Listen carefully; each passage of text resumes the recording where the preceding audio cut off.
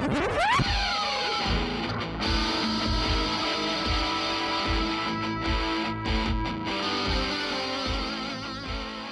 to the Tenant Podcast. Happy New Year. Like everyone, we're excited for what lies ahead. I'm Todd Pearson here with my friend, my partner, known to many as quite possibly the most interesting man in the world, co-host extraordinaire, Wes Brown.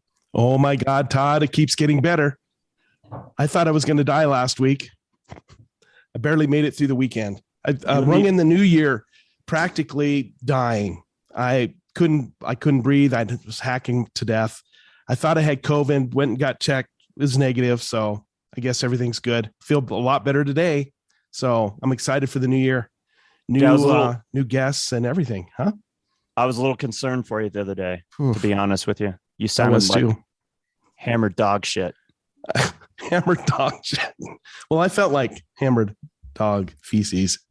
Yeah, I was pretty bad. It's probably one of the worst, I guess, colds I've ever had because it's still kind of down in my chest now. So maybe I'll have that jazzy, sexy sound like we're doing jazz radio.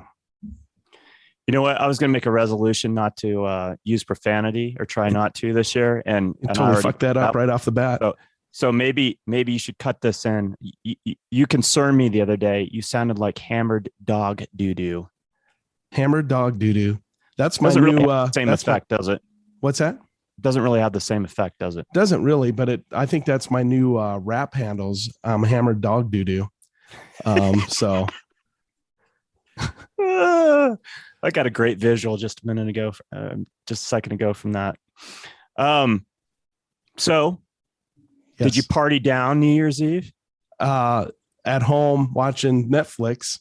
That was doing Jaeger shots. I wish I would have had some Jaeger because I probably would have felt better. But no, I was truly like, it was the worst day of my life. And I had... It was the worst day of your life. I had flashes of my death. So yeah, it was like, oh, this is what it's going to feel like. Well, this sucks. But no, we didn't go anywhere. We stayed home, watched a lot of TV. So it was good. I needed a break. So it was just, you couldn't enjoy it because you're hacking up and yeah, it was horrible. Wes, you're just affirming what all women in the world know, right? What's that? Men are big babies. We are big babies. Yeah. Yeah. Because 31st was the day I was waiting for the COVID test. So that was like, shit. My mom is in the other room. I'm like, God, if my mom gets this, she may not make it through 2022. So, or maybe 220. No, she was, and she's still doing great. So, hey, it's great to be 81 and not 60. Yeah. Right. Anyway. Yeah. She's healthier than you. She is. Oh. Yeah. I can outlift her though. So you just hung loose on the couch? Yeah. How about you, Todd? What did you do? We were also sick. So my wife went to bed early. My kids were gone. We were supposed to get together with another couple and do what we normally do, which is hang out, eat food, and drink some wine. So that got taken off the table. So I was left to my own devices. I got a couple new pieces of music, new CDs for Christmas. So I don't usually get to just listen to music by myself. I put those on. I drank like a glass and a half of terrible Malbec. And then I cleaned out my refrigerator. Nice. That's how exciting it was. Oh my God. That's amazing. Yep. So you got to experience empty nesting for a night. That's awesome. Look what you got. I did. It was like almost being a bachelor. My wife did come out for a little bit and hang out with me, but then she went back. So I just finished cleaning the kitchen and cleaning my refrigerator to start the new year. And then I went and laid down and binge watched some stuff too. I didn't know what I watched. Todd got the Husband of the Year award for cleaning out the fridge. Yeah, right. So when I was getting ready, here's the not Husband of the Year award. So it's below zero here. Well, right around 2 or 3 degrees above zero. Wes is dying of what he thinks is COVID. And so his wife goes out and shovels the driveway so Wes can go and get his COVID test. So, and then my brother-in-law, he posted that he was taking a break from shoveling. I'm like, shoveling? Why isn't your wife doing the shoveling? Anyway, I love my wife. She takes care of me when she needs to. So, let's talk about art. Let's do it. Yeah. I want to take a moment and mention an exhibit that Tenet has put together in partnership with Valkyrie Gallery here in Lakewood, Colorado. January 19th and 30th, Valkyrie Gallery and Tenet present Other Voices, Other Rooms, featuring the work of 3 extraordinary artists, all of which have been on Tenet: Anna Kay, Brenda Stumpf, and Megan Wilbar. The exhibit runs from January 19th through the 30th, with the opening reception on Saturday, January 22nd from 5 to 8:30 p.m. There'll be an artist talk at 6:30 p.m. Look for all these details on our social media and on our website, tenetpodcast.com. All right. Well, okay, Todd, I think you need to tell us about your fun and games curating a show. Is this your first show you've curated? Yeah, and it's That's Wes cool. and I, and I won't say that I feel like what we're doing is we're putting together, like back in the day, like a super group. Mm-hmm. That's the analogy I would make, because Kind of like what ABBA was, sort of like that. Like that. Yeah, okay. Yeah, or like, I'm trying to think. What was that band Sammy Hagar was in with a while? Not Van Halen. Not Van Halen. Oh. It was You're talking after Chicken Hagar. Foot? Chicken Foot, maybe. Yeah. Yeah. Something along. I mean, that doesn't happen very often anymore. Back in the 70s and 80s, they'd have these super groups that, all these different members of bands. I feel like that's what this is. These 3 artists are just phenomenal. And to put them all together in one show, I think will be spectacular. I'm really curious to see how this plays out. So come out. Valkyrie Gallery, located in the Belmar shopping area. If you haven't checked out that gallery, it's a beautiful gallery. Valerie Severy reached out this past fall and said, "Hey, I got this little window that I don't want to be closed for the entire month of January. Would you guys be interested in putting together a show?" And this is what we came up with. I think that's really cool you're doing that. Because you guys have interviewed so many artists, and then you can kind of do these mix and match shows sort of based on maybe like common threads or something, right? Yeah. So, Yeah. And I feel like all 3, even though these 3 artists are, do different work, I think they really go together well. So I'm going to be, I'm excited to see, when it's all up and see how this goes. It'll be fun. I'm going to see it. I can't wait to see it. I'm going to bring my notepad. I'm going to make notes. I'm going to give you some. Give us some pointers after we're done. A little critique. Here's the thing too, is that all 3 of these women that are part of the show, they've all curated themselves, and they're phenomenal at that. So we've just kind of put these artists together. It's not necessarily, we had a meeting the other day. We kind of talked about what work they were going to contribute and show. And I think it'll be fun to check it out. I think it's interesting, like the whole curation side of stuff, because you two actually, like, I think you could be considered curators for your podcast too, right? Because you're selecting the artist, but you're also kind of curating the conversation. And I think curate gets thrown around too much, but in a sense, like, I think it really goes hand in hand with what you're doing, which I think is really kind of exciting for people who, tune into the podcast, because you're going to just get a deep dive into an artist's life, which, a lot of people just don't get. And I think there are a lot of assumptions about artists and how they live and work, and that, are justified, but not necessarily accurate. Right. So yeah, I think it's I love this idea. that you're doing. I love it. Well, we're really thankful to, like I said, Valerie Severy, who we've also had on the program and is also a phenomenal artist. And then just does a phenomenal job with Valkyrie Gallery. So it's just a fantastic opportunity that she allowing us to do this. So hope everybody comes out and checks out the wonderful work of these three artists. Todd, people are wondering, who's that mystery voice? I know. Yeah. Yeah. Our guest this week joins the 3-time Tenant Guest Club. Since 1997, she has grown and curated one of the finest exhibitions of contemporary Western art in the United States, the Coors Western Art Exhibit and Sale. She's our dear friend, our sister from another mister, the lovely Rose Frederick. Hi, guys. Hi, Rose. It's so great to see you. Oh my God, it's a great day. It's a great way to start the year. Yes, it is. Did I respond to the size of the smoking jacket that you're going to send me with my initial on it? Third time, right? Is that Third what I time. get? Yeah, time? that's Third it. time. Okay, good. Yeah. It's you and Dan Drossman. Do you know Dan? No. You should know Dan because you would love Dan. He's funny. Yeah. You would really get along with Dan. He's got such a phenomenal sense of humor. You guys would get off just famously together. Perfect.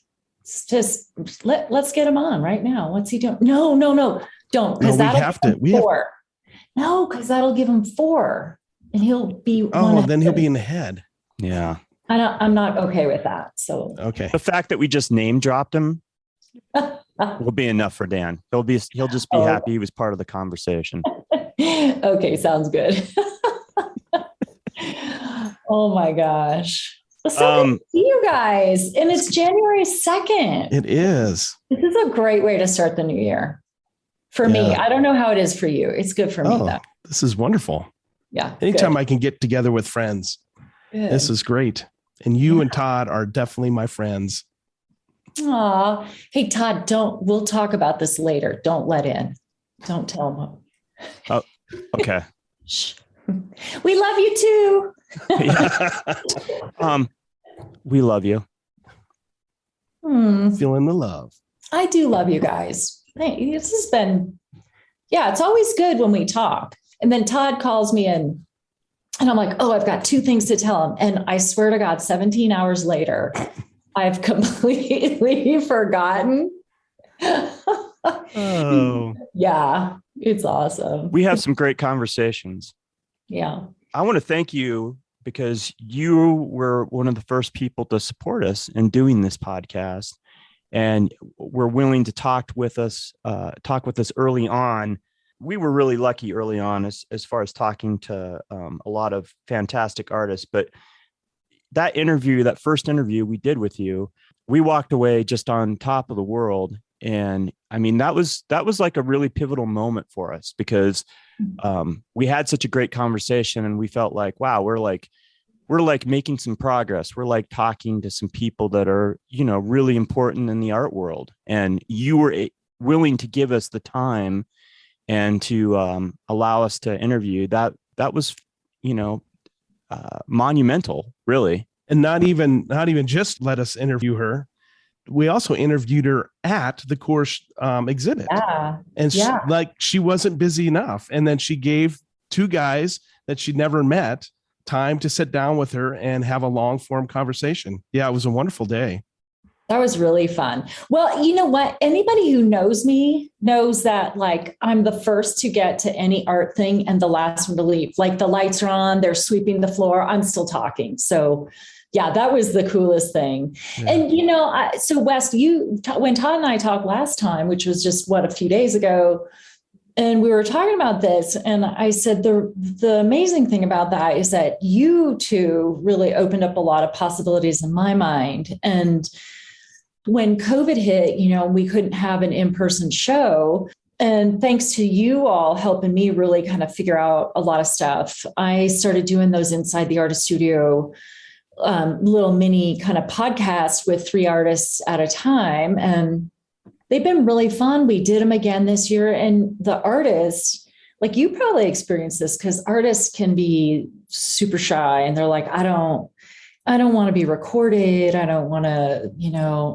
what does my voice sound like? Or I'll say something stupid. And the second time around, artists were actually contacting me and saying, hey, are you doing that again? And I think they just really are like with what you're doing and that people are just seeing the value in being able to talk about the work because, like we were saying at the beginning of this, there are just so many misconceptions about what an artist's life is like and about. And I mean, I always say it's a team sport, really. It's not this recluse in the studio locked in. It's a community, and you guys are part of that community. So anyway, it was really cool. Like that whole thing was just, it was that whole conversation. That first conversation was really important to me too. So yeah, thank you guys. Oh, My brother's from another mother. There you go. Yeah. And like you said, it's been beautiful. It blossomed into this wonderful friendship. And it's great to, throughout, like you mentioned previous, we have conversations here and there. Sometimes we won't see each other or talk to each other for a couple months or whatever. And then out of the blue, it's so funny because you'll be on my mind. And then out of the blue, I'll either reach out to you or you'll reach out to me and you'll be like, God, I was just thinking I needed to talk to you or I needed to call you. Mm-hmm. So yeah, it's fun. Yeah, it's fun that we have that. And conversations are always good. And we suss out a lot of ideas in these phone calls. Yeah. Yeah. Well, I think that's it's sort of an interesting thing because, as podcasters, you both are artists with your own things. And then for me, I don't paint or sculpt or, I tried out all of that stuff, but it's not my thing. Curation's my thing. But, we all are kind of like working on these projects together in a creative way, which I think is really like, it's what your canvas is. Yours is the microphone, mine are blank walls with other people's art. And yeah, it's just really kind of fun to get the different groups together and talk about what we're doing. It's great. And we mentioned this the other day. It's great to connect people, That's one of the beautiful things about what we do is that we are able to connect people and people feel like they, like you said, are part of that community. And people, especially in this time, people desire that connection, especially this last 2 years with the pandemic and stuff and not getting out as much as we normally might have. And I think the thing I like about it is, we're having conversations about things that people can gravitate to that is uplifting and fun, instead of some of the stuff because we get so bogged down in the political aspect of stuff right now that, man, this is a reprieve for people, I think. And going to art shows is another reprieve from the craziness of, the 24-hour news cycle. So I really enjoy that. And I really enjoy reaching out to artists and listening to their story and really discovering them. So I like the reprieve of our everyday lives from the craziness. Okay. Although I have to say on New Year's Eve, I went to this party and which I haven't gone to a New Year's Eve party in ever. And so like I go to this party and I'm sitting down for dinner and the woman to my left starts going off about masks and stuff like that. And all of a sudden I'm like, dear Lord, my biggest show, my biggest client starts on January 3rd. And I'm sitting next to some Yahoo who won't wear a mask. Like whether you have COVID or not, at least when you're masked up, you're not catching all kinds of stuff and spreading them to the woman who has her biggest client on January 3rd. Right. And I'm like, that's what you get for going to New Year's Eve party. So knock on wood, I'm okay. But still, it was just kind of, anyway, it got a little political. And then everybody around there was like, hey, good potatoes. How about those potatoes? Like everybody's sick of it, right? Yeah. Like, oh my God, please stop talking about, masks and presidents. And anyway. Yeah, it was weird though. I'm with you guys. Unless you want to talk about politics or like, I don't know, Stephen King, I'm just throwing it out there. Love Stephen King. I do too. I got to say, everybody's always, I'm a realist and everybody's always hopeful for the new year, right? Mm-hmm. But I do feel optimistic for 2022. I think, I don't think we're going to be out of this whole thing, but I do think it's going to be maybe that year where we kind of transition or start to transition out of it. That's what I'm hopeful for, Yeah, I am too. Yeah, I'm with you. I was actually just reading something, not to go down the whole COVID rabbit hole, but that kids up to like around the age of 11, the studies are showing it's much better if they just catch COVID because they have a stronger immunity to it than getting vaccinated. And I thought, well, that's interesting. So maybe if we just kind of concentrate on getting the older population vaxxed, and maybe we can, because I think that's what, God, we have to just get out of it, right? I don't know. Yeah. And we will. I do believe we will. But at the same time, there's a multitude of things that, we need to be focused on. Obviously, climate change is one of those things. And we just witnessed it this past week with all that terrible fire that decimated so many homes and now have displaced so many people here in Colorado. Mm-hmm. I'm hopeful for the future, but we need to start taking this stuff seriously and start working on some of these problems and working together, right? Yeah. And this goes back to our conversation the other day, as far as, we were talking about how art really helps that conversation along. Art is the thing that, is the thread that runs through our lives that helps moves us forward as a society and culture and pushes new ideas and makes us stop and think about what's going on in our lives, right? Yeah, exactly. We were talking about that, how to me, sometimes when the world is just so overwhelming with stuff, like Todd, you lost a friend in the shooting too. And here we are in this beautiful state and we just have the craziest stuff happening. And, and you sort of like, God, I'm an art curator and you're a photographer and you're a podcaster, we're just doing this stuff. And it's like, how are we helping the world? How are we helping society? And, and I think it's like what we were talking about is that you just try and put good stuff into your community and try and really act locally and try and make it better and give people opportunities. And I always think that art is this really great vehicle to talk about bigger issues, because on the surface, a lot of times it's really intriguing or it's beautiful or but it pulls a person into it. And then once you're into it and looking around,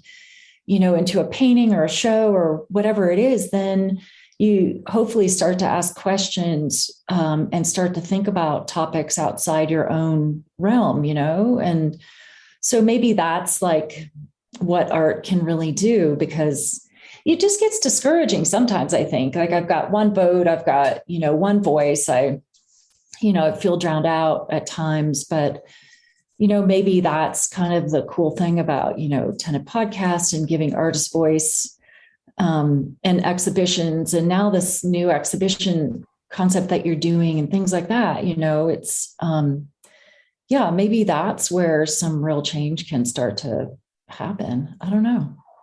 I hope. Well, yeah, we're always hoping for that. Go ahead, Todd. I'm sorry. No, you're fine, man. And that's what you gave to me, because before we did that first interview with you, I went to one of your artist talks, and that's what the Coors Western did for me as a podcaster and an interviewer. Mm-hmm. I went there probably with a preconceived idea of what this was really about. And I got to preface by saying that the reason I was there is because our mutual friend who has passed, Bob Ragland, always was talking about you and the Coors Western art exhibit. And, he would go there every year, multiple times. to go see that. And he was always on me like, hey, have you ever been to the Coors show? And I'm like, no, I've never experienced that. And he's like, you have to go, you need to go check it out. And you need to connect with Rose Frederick. So I went to one of your artist talks and had no idea what I was going to be hearing. I thought we were just going to be talking, more probably academically about art. And what I got was these wonderful stories that you're telling, pretty much like what we do, with your artist talks and what we do on this podcast. I got to hear these wonderful stories that just engaged me. And I was like, wow, this is a whole other facet about art that I didn't even think about. You were talking about Ron Hicks' story, Ron that we've had on the podcast, and a little bit about William Matthews' history and his history with the Coors show. And then Sophie Brown's backstory, which was just, we haven't had Sophie on the podcast, but I mean, that story in itself was amazing and heart wrenching. I mean, all that. I mean, it was a really mind opening experience for me. Wow. Really. And I owe that to you, because you totally took the, it took everything and flipped it for me. Wow. Thanks. Yeah. It's interesting when I'm talking with artists for those Inside the Artist Studio talks. I always, before we go live, I always tell them like the fastest way to make a collector's eyeballs roll back in their head is to start talking line, shape, color, texture, design. Like, people don't want to learn how to paint. They're like, if they want to learn how to paint, they'll take a class. What they really they want to know why you do this, and they want to get to know you because they're taking you home, basically, and so I just years and years ago realized that, well, the fun is in who the people are and what makes them tick and, where the artwork comes from. And so that's why I just started, with the artist's permission, telling the stories about the origin of the work. I actually, right. Don't you think about that? Like they're discovering more and more cave paintings and sculptures and all of these artifacts and stuff. And every time it's like this tens of thousands of years glimpse back into us humans. Right. And so I think these stories that the artists are creating on canvas or with photography or whatever it is, that's going to be glimpsed back at some point. So let's tell the stories, right? Yeah, it's important. Mm-hmm. Yeah. Yeah. So. Yeah, we've discussed the fact that people really desire that connection. They want connection with the artist. The artist wants connection with the collectors. Mm-hmm. It's a reciprocal relationship. And, everybody that we talk to says the exact same thing. They want to engage with those people that are buying their art, and the art buyer wants to engage with the artist and know, like you said, where they're coming from, what they're feeling. They want to know what they're about. They want to kind of get inside their heads a little bit. I always tell artists too, when we're talking, I always say, you know how people say, oh God, I can't even draw a stick figure. And your first reaction is, everyone can draw a stick figure. In fact, I can teach you how to draw. I can teach you how to paint. I can teach you how to do all of it. And I always say to them, yeah, they can draw a stick figure. What they're actually saying to you is, I don't have that imagination inside of me to do that. My imagination works, in banking, or works in, marketing, or works in a different field. That's where I'm really excel, but it just looks painful to have to stare at a blank canvas or a chunk of stone or a block of clay or whatever and come up with something original, right? And so I think when artists really realize that they want to know where this comes from, because it almost seems like and I'm going to kind of go way out there with this, but it almost seems like there's some kind of God-given thing that allows you to see this and present these ideas, in this kind of way that is just a normal person can't do it. It's like a normal person isn't Michael Jordan, on a basketball court, right? I mean, everybody can learn to, play basketball, but you can't be Michael Jordan. So I think that's that's kind of the whole thing about artists. And honestly, when it comes to my job in curation, and people always ask me like, well, how do you curate a show? And how do you pick the artists? And how do you get the work out of them? And how do you do this? And I always tell them, it starts with conversations with an artist. And there are things that I'm waiting to hear them say that make me say, yeah, you're the one. Like, I can't even write a manual on it of what it is, but essentially what I'm waiting to hear from artists is for them to tell me their why they create.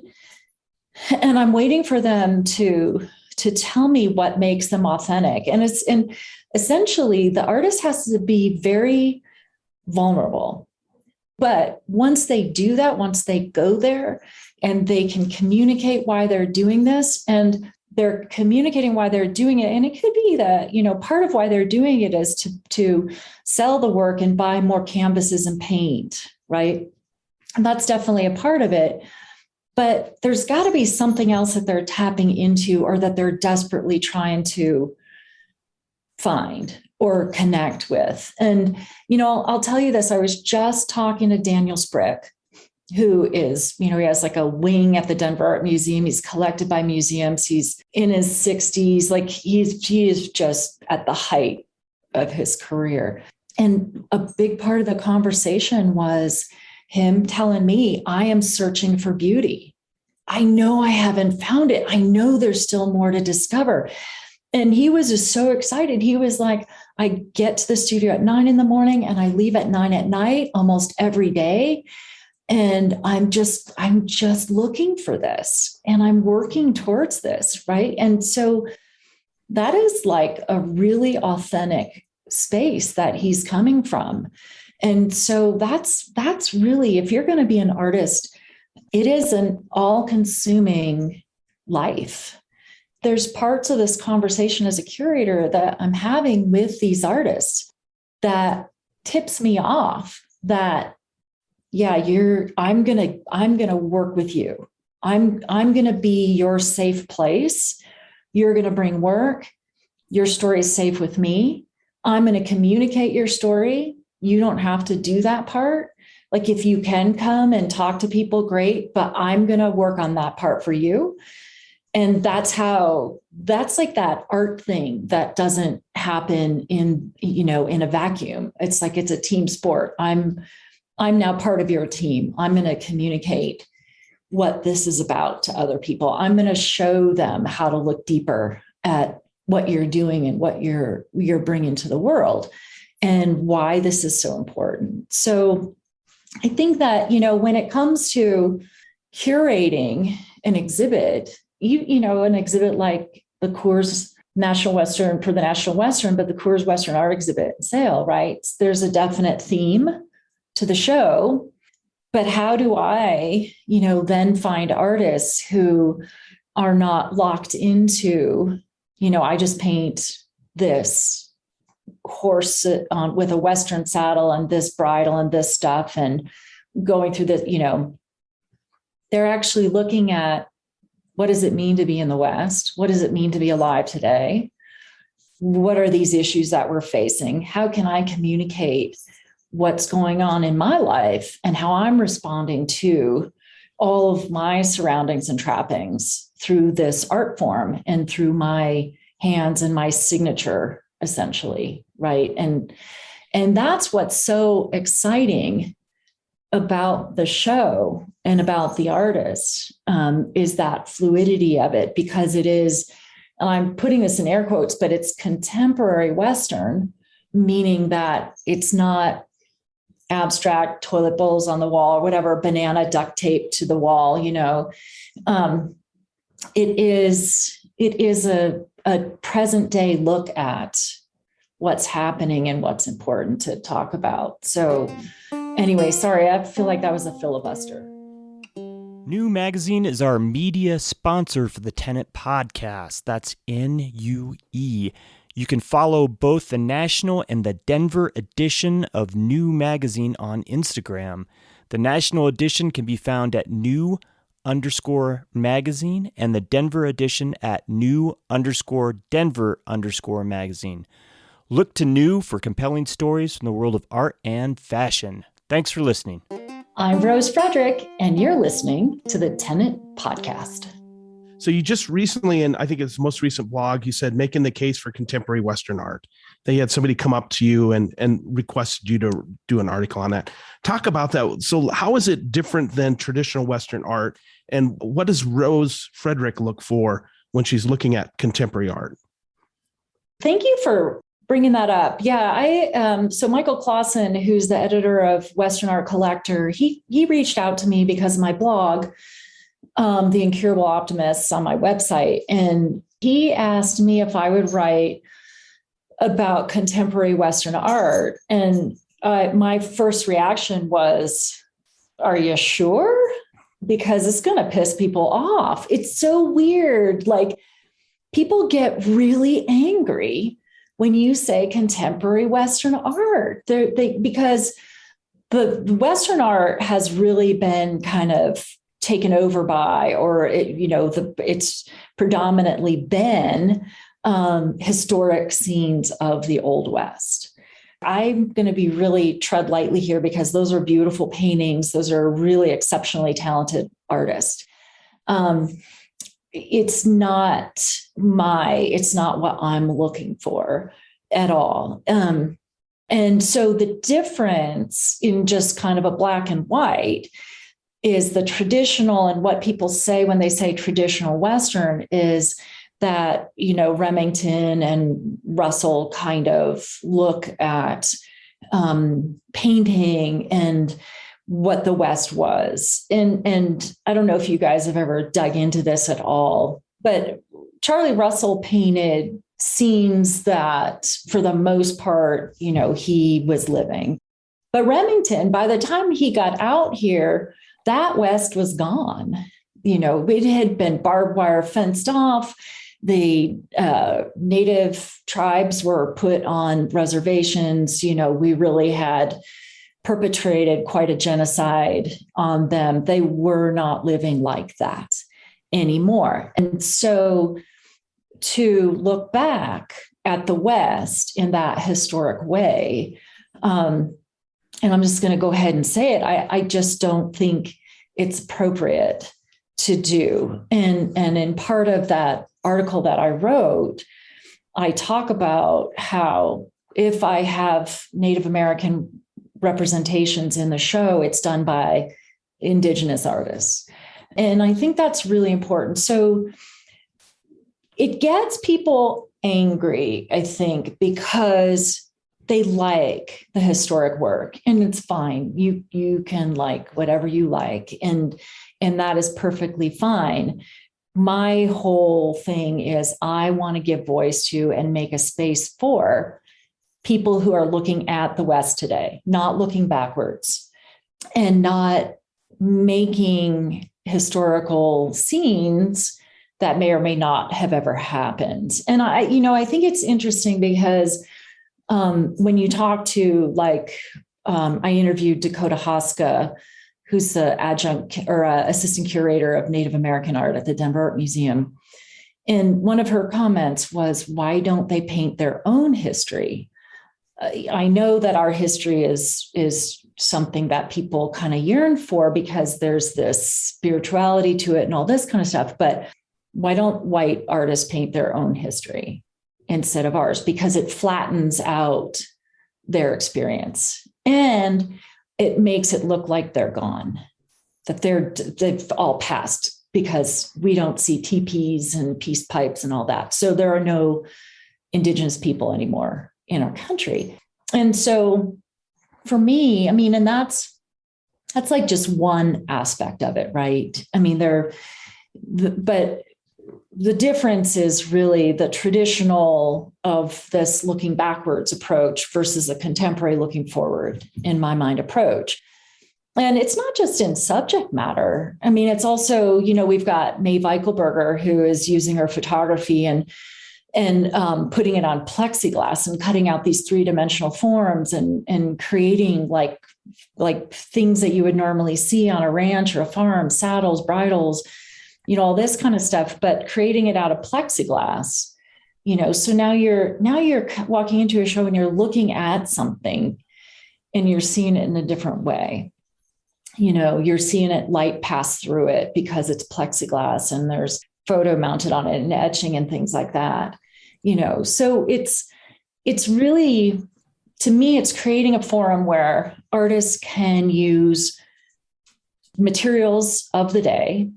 They can take a look at what's happening today, and they're still standing on the shoulders of every artist who's come before them.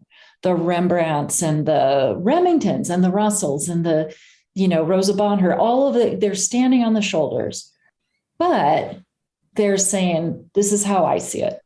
This is how I'm going to process it. And this is how it's coming out of me. And this is the statement I want to make today with this work.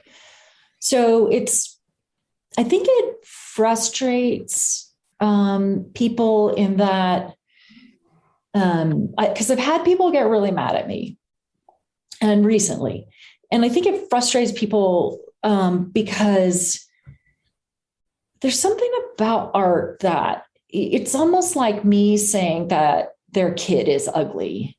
Like if I'm not putting the work that they love in the show, and I'm not telling them they shouldn't love that work. I'm just saying there's other work out there. And I'm also saying that, like, when I started curating the show 26 years ago, we were this tiny little show in January in the stock show in this crappy space, smells like a barn. So we can compete with those big shows in beautiful museums. So we cut our own path. And to me, it's like the Robert Frost poem, and that has made all the difference. We just took a different path. And so by taking that different path and saying, okay, I can't get those big time Western artists. I'm going to get unknown artists, and I'm going to put work in that is unpredictable and the people you've never heard of, artists who've never sold a painting before. But in my conversation with them, they're telling me all those things I need to hear. I'm like, oh, you're an artist. You're through and through an artist. Okay. I'm going to stand behind you. I'm going to create a safe space for you. And I'm going to stand behind you. So you just bring it. And that's really kind of the difference in what I'm talking about. And I think there's room for everybody. If you have a chance to go see the Denver Art Museum and how they rehung they just redid the Ponte building and the Western collections on the 7th floor. And it's fantastic. I mean, you walk through history until you get to the really contemporary. I mean, there's all this older work of deceased artists and sculpture, and then you walk through, and then there's all of a sudden there's an Andy Warhol, and there's a Don Stinson and a Don Cohen, and it's really a great rehang, and it's a great look at art that has happened in this region throughout time since the start. So we're just on the newest side of it. What's really coming out of studios today. So, yeah. Yeah. And I think the interesting thing is, there's already shows other places like Cody, Wyoming, that has those Western art shows where you can go and see the more traditional style, so I appreciate the fact that you're giving a space to a group of artists that aren't, that's not going to be represented by those kind of shows, and that you're giving a space for them that, and exposing people that come to the stock show, the groves of people that come to the stock show are exposed to art that they would never go see, maybe. Yeah. Exactly. Exactly. And that's the point. And, the other part of it, Wes, is that it's exactly what you're saying, is that we get about like 40,000 people walk through the show during 16 days. And a lot of those people are ranching backgrounds. They're showing cattle downstairs. They've got cows, horses, whatever, pigs. And they come up through to see the art exhibit with their families. And the thing is that they know authentically what it's like to live and work the land and to be a Westerner. And so I feel a big part of my job is to make sure the artists are bringing authentic work. So people will say, well, why don't you have so-and-so in the show? They're a big time artist and they're right in your backyard. And I'm like, I know they're great. My audience won't get it. And they don't fit the theme. So it's not going to work for us, like Clark Rickard just died. Right. And loved that work. It just wouldn't speak to the audience. Right. It wouldn't feel right. So I can't put in everybody that I would love to put in. I would love to give wall space to, but the people that I do give wall space to, they've got to bring it, and they've got to bring their voice, and they've got to bring authentic work and statements to the show, because that's what my audience is looking for. And people know when they're seeing authentic work, whether they're art collectors or know anything about art, period. Yeah. People just know when work is good and it's authentic, right? Absolutely. They really do. It's amazing how people will walk right by stuff, that an artist has brought into the show that, maybe they know nothing about rodeos, but they decided to paint some rodeo stuff. And people walk by like they're just, didn't even see it. So I go through the show. I'm at the show all the time. And I don't say, hey, I'm the curator. How are you? I just like to walk and listen to people's conversations and kind of watch them and see where they stop. And it's really fun because sometimes I'll see, like a bunch of people and there's somebody leading them. Come on, it's over here. Come here, it's over here, and they walk people into the show and they're like, look. Right. And it's like, that's the coolest day. And they're not buyers. It's not like they're not going to plunk down $10,000 on something, right? But they just got so turned on by it that they rounded up their buddies and they brought them in to see art.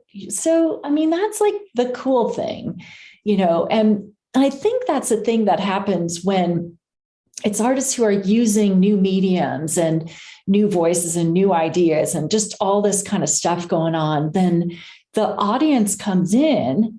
And sure, they like some stuff and they hate other stuff, but they get turned on too. They just get really excited about seeing something that they knew or were familiar with, but now it's presented in such a different way that it just really turned them on. So it is fun. And they really do know if something's authentic. They do know if something's not drawn right. They do know. They ceased, and they cannot tell you why. They're not going to dissect it, that way, but they're bothered by it. There's something wrong. And that is really the truth about it. People do know. You can't pull it over on them. Yeah. Yeah. Over the time, this 26 years that you've been curating the show, how has your vision changed? It's changed a lot. I think what's happened is, I feel like I have gotten stronger in my own voice and curation, in that I am able to go to artists and be more direct about, here's the vision of the show. Are you interested in, is this exciting to you? Does this sound like something you want to do? And you have to bring it. And so instead of begging artists to be in the show, And I mean, if you read that blog that I posted on that, on making a case for contemporary Western art, in the beginning, I actually reached out to some good friends of mine, big names in the art world, and they're like, "Yeah, come. Oh yeah, I'll send you something. What do you need?" And the caveat was, but you can't come to see the show.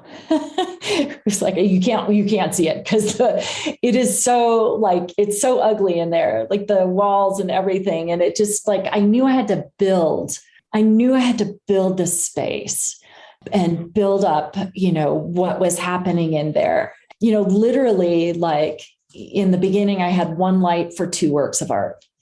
That's all I had. If you pressed on the walls, they did the wave.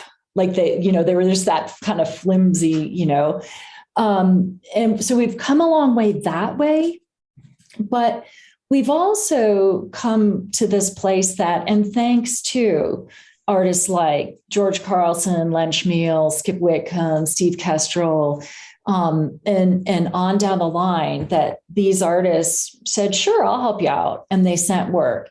And then I posted their names. And as soon as I posted their names, and this was, before websites and internet and stuff, but as soon as other artists saw who was in that little podunk show in Denver, then I was able to invite more and more artists to the show. So that really helped me be able to grow the show. But my vision for the show, I think it's always been, I want to make a space for living artists who are doing work that responds to Western and what's happening. And a big part of that was those guys, because we would have a lot of conversations about, what is art and what is art versus illustration, because illustration is like N.C. Wyeth and, great work like that, Saturday Evening Post, and, work that tells a story. And I think it gets confused with fine art. It is beautiful and it's incredibly well done and it is art. But in my mind, when we're looking at art about the West, it's not necessarily an illustration. It is more of it has more of an emotional context to it. And so for me, in growing the show over those 26 years, a big thing was, how can I attract more and more artists to the show, and bigger names? I always wanted to get more women, strong women in the show. And I think we have a really good group of women artists in the show as well. And so I just really wanted to grow the part of the show where we have Indigenous artists in the show, where, we have Black artists in the show, where we're representing everybody in the West, because there are a lot of voices. So that's been, I think, like a big part of where I've wanted to grow the show, and I've been really happy to see it grow that way, is to have a lot more voices represented, to make the conversation about the West inclusive, more diversified, more dynamic. I think there's room to talk about different things. And honestly, like I always tell people, the worst thing you can say to me about a show I curated was, "Oh, that was nice." I'm like, "Oh, shit, I missed my mark." Right. But if someone comes to me and says, "I like this, but that pissed me off. That I don't know why that's in there." And I'm like, yes, I did it. I got under your skin. I made you think. Like I remember a photograph I had in the show about 5 years ago by Laura Wilson. And it was this mesquite tree. And there were about 5 or 6, 7 coyotes hanging from the tree, and they were being bled out. And it was huge. She and I talked about it, and she's like, we talked about the size, and I'm like, go big or go home. She did it. So she did it like 54 by 54 inches square. It was huge. And boy, did that really get under people's skin, because it's right in your face. She didn't make that up. She just happened to photograph this tree with these coyotes that the rancher had killed. And there was a bounty. He got paid for every one of them because they bring down, cattle. They bring down their calves. So, a lot of people walked through the show, and to this day, people still bring up that photo. And it was just such a great way to talk about actual real concerns about people in the West. And what do you do about that, right? It's your livelihood. It's how you put food on the table for your family. It's how you pay the mortgage. And when coyotes bring down a calf, that hurts. So those are the kind of conversations. And that, when you ask what have I been able to do? I could not have put that photograph in the show, 20 years ago, but I could put it in then. And that was a really important thing. People came in and they went right to that photo, and they stood there for a long time, and they talked about it and they debated it. That's the kind of stuff that, when an art show can do that, I think that's really important. That's when that art is carrying on that conversation, mm-hmm. and that you've done a good job as a curator, right? Yeah. And as a curator then too, you have to stand there and take the slings and arrows, right? I have to stand in front of people, and and what I try and do is say, I'm not going to defend this situation. I'm not going to defend killing coyotes. I'm not going to defend that. I'm not even going to defend Laura Wilson for setting up and taking that photo. Those are artistic choices. What I am going to do is support the conversation, and I am creating a safe space to have those conversations play out. And if I'm scared of those conversations, then they're not going to happen. And so then what good does that do? Like I created a show and we sold art, but eventually people got bored because it was the same thing all the time. So if I let my audience get bored, then they'll stop coming and the show just ends. They just end, So I think that's a thing. I think it's that combination of, me being able to stand there and, take it, but also being able to say, if you want to have a real conversation, let's have a conversation about what this life is. And there are actual ranchers out there. There are actual farmers who are hurting. There are people who are wanting to live a lifestyle, and it's not an easy lifestyle necessarily. But then there are also people who live in the cities, and there are people who are, just dealing with that kind of life. And what does that look like? They're still a part of the West. So, yeah. It's a fun position to be in. And it can get a little overwhelming at times, when people get really angry about something. But, you just kind of, at least you put it out there, and it gave them something to think about, someone else's viewpoint to digest. Right. And that's what art should do. It should make you stop and think on some level. I mean, it doesn't always have to be that, but it could be just a beautiful painting of a landscape or whatever. But I always think I think you've done a great job with curating the Coors show, and you're doing important work. And like you said, you couldn't have done this 20 years ago. You had to build on this to the point where people know what you do with this exhibit, and they come in thinking that they may be challenged, right? They may be challenged in some way in their thought. Yeah. Yeah. And we need that, because I mean, so many times people just take things at face value without even processing it. Or it's just, like we've talked about many times on this podcast, it's just a soundbite. It's all topical, and nobody really goes and delves into the complexity of the issue. You know?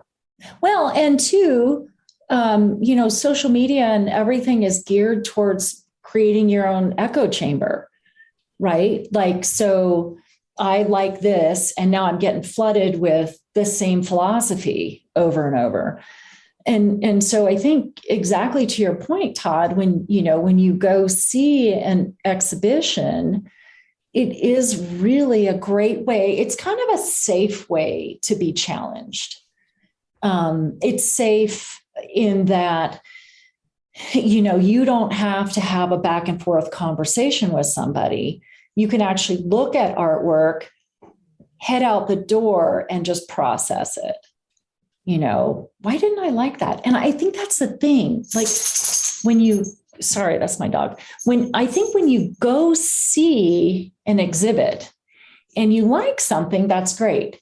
But when you go see an exhibit and you don't like something, I think the really important thing is to ask why and be open to hear, be open to listen, even inside yourself, to why didn't I like that? Did that remind me of something? Where did that anger come from inside of me? What was that from? And if you do some self-interrogation based on what you're feeling, because that's the thing about art. And when you bring a room full of authentic artists together who are putting that work together and presenting it, and then just standing back. I mean, think about how vulnerable that is, to create art, to hand it over to somebody, let them hang it and light it, and put other work next to it, and create the conversation around it. I mean, there's a lot of trust in that. And the artist is in a very vulnerable situation, right?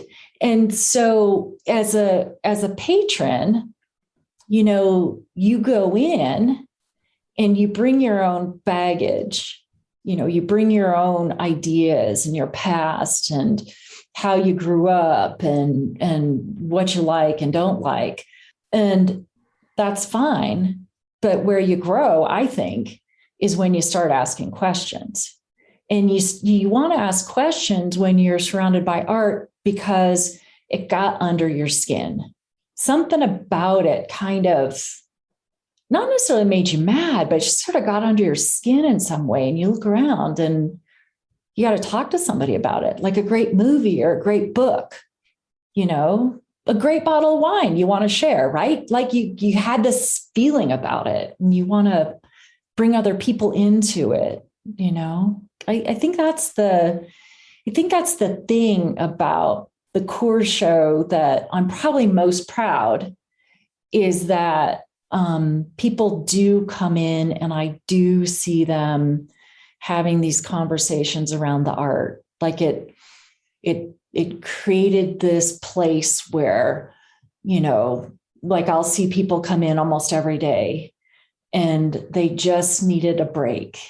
They just needed to stand in front of something that really calmed them down, or they needed to bring their friends in to experience something that they loved. And in a way, when you bring your friends in, it's like bringing a bottle of wine to a dinner party, right? You love it and everybody tastes it. And then it's almost like they were able to taste what you tasted. They were able to experience your experience. And so an art exhibit does that. You can bring your friends in and you can have a shared experience together, which I think is really kind of fun. Even if the shared experience is kind of annoyed, it's a really great thing. And I think you're going to experience that, guys, too, when you have your show open, of these three artists, right? Then you're gonna know what this is like because those artists trusted you to put their work in a venue and a space and display it and light it, and you're their representative now. It's kind of a cool thing. It's really fun. Yeah, there's a lot of trust there. And I told all three of these artists when we had a meeting the other day, because this is the first time that we've ever done anything like this, but I just felt honored and I was very thankful. I thanked them all that they were willing to trust me enough to be a part of this. They could have easily just said no, they didn't have to do this. And it's a short run show. So it's not even like, it's not even, like a month long or a long time. It's a short run, but they respect, I guess, myself and the other artists. I made sure that they knew who the other artists that were participating were and could see their work. Right. And they're just all such strong artists, but it was, I was honored to think that they thought enough of it that they wanted to participate. That meant the world.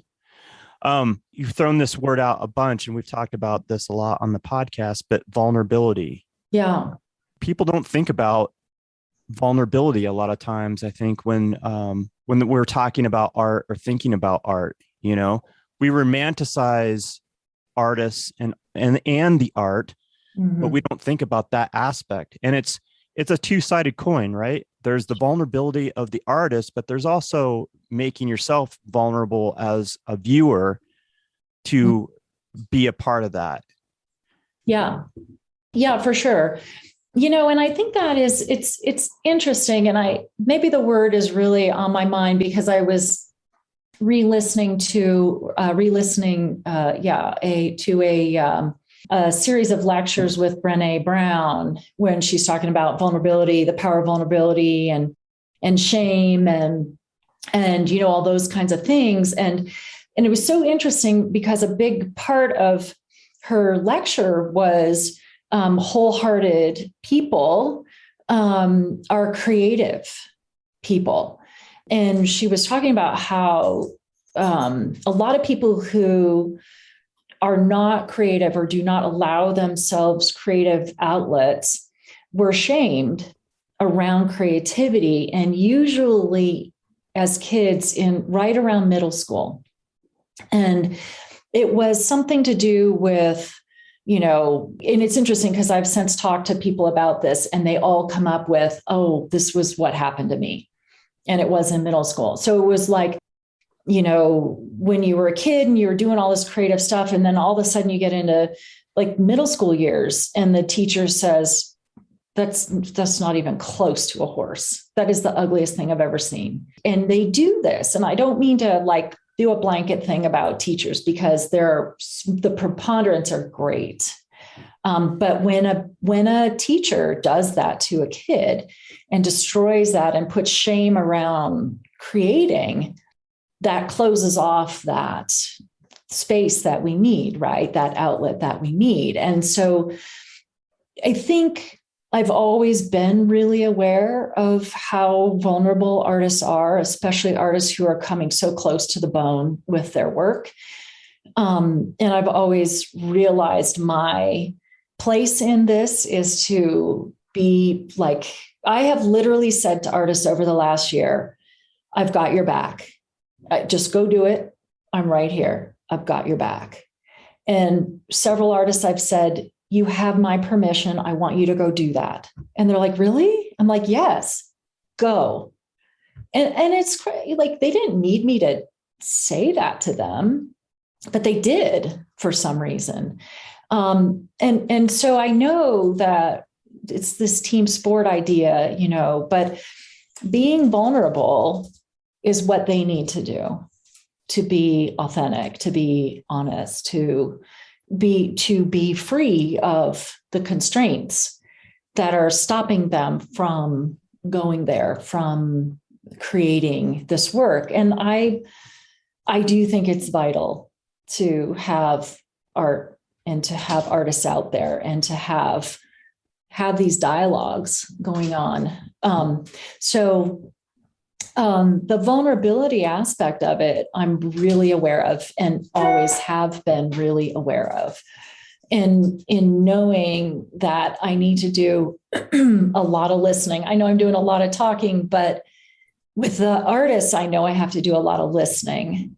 I think in our conversation that you and I and Todd and Wes and you two and I have had over the years around, an artist who has like lost a loved one or somebody really close to them, and how devastating, and how they, were needed to kind of climb back out of a lot of despair, and then allow that to come through the art and really allow the emotion to work through.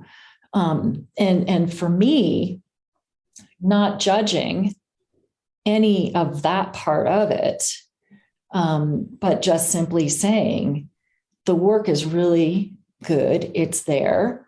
I'm going to present it, and you just know it's safe, right?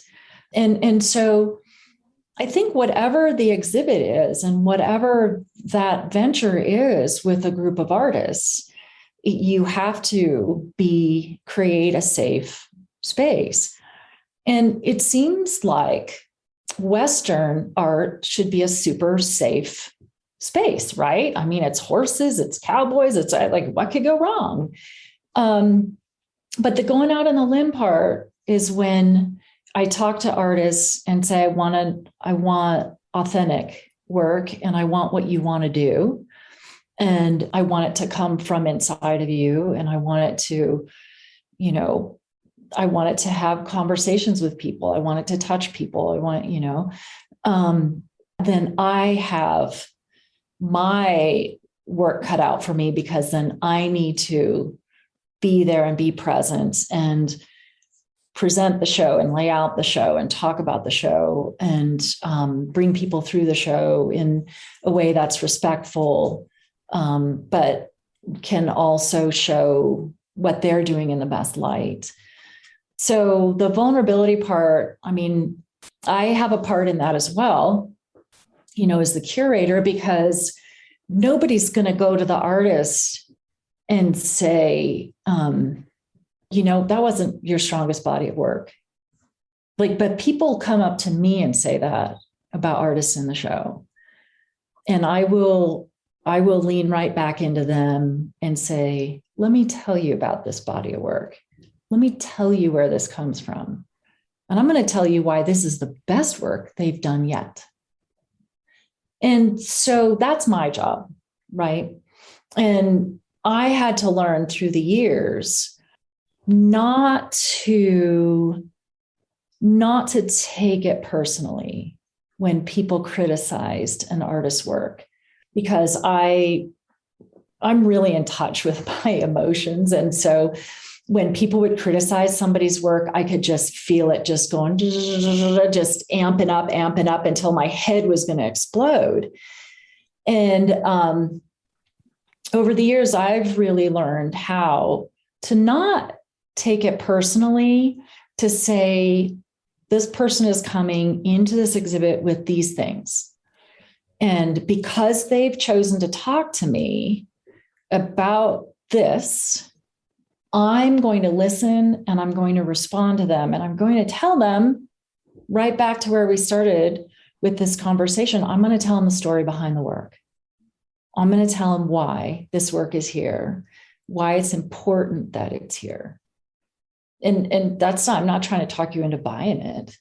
I'm just telling you why this is important.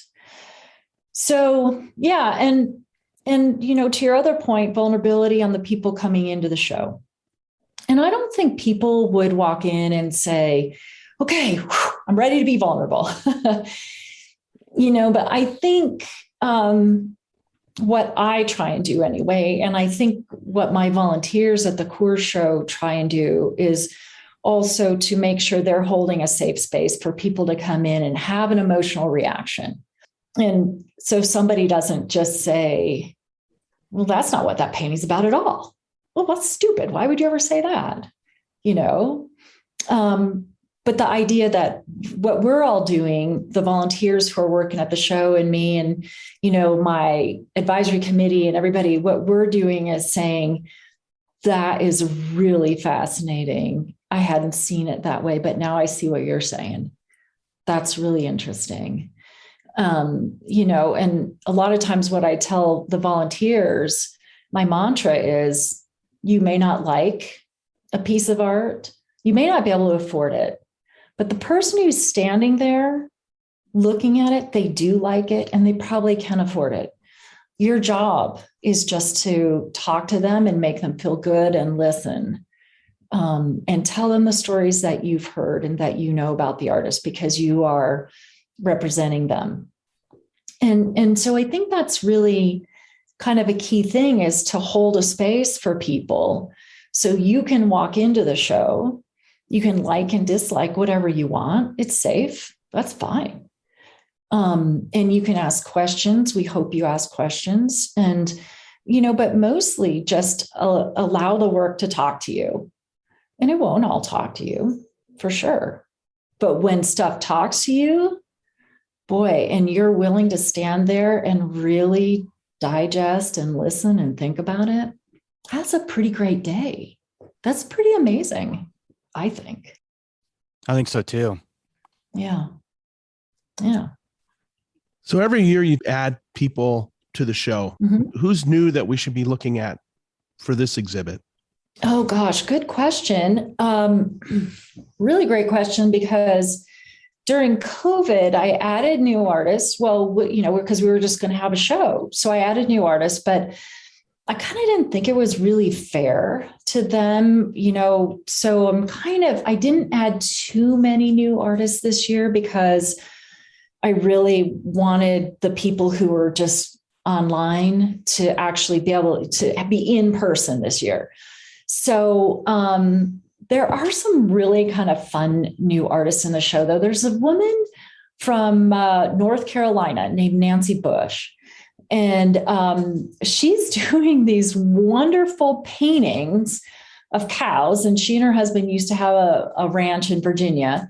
And so they're cattle that she's had over the years, but she's putting them in these like scenarios as if they're in a museum. And so like one standing under a Warhol, Marilyn Monroe, another one is with a Roy Lichtenstein, and there's another one with Edward Hopper.